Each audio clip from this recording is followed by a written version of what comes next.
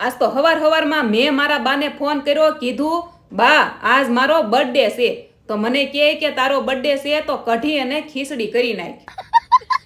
અરે અમે પેલા બર્થડે આવતો તો કેક નો લાવતા, મારા બા કઢી ખીચડી કરી દેતા, મંડળીના ચોખા આવે વધારે, અમારે શું કરવું?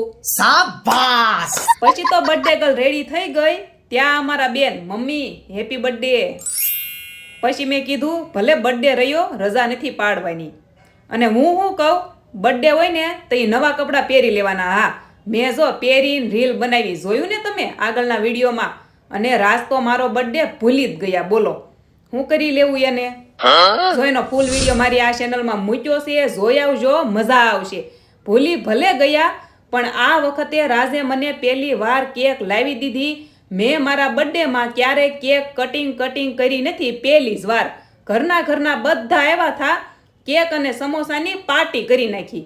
મેં મારો બર્થડે પહેલી વાર આટલો ઉજવો. બોલો, નકર તો આવીને વયો જાતો બિચારો, ખબર ન રહેતી.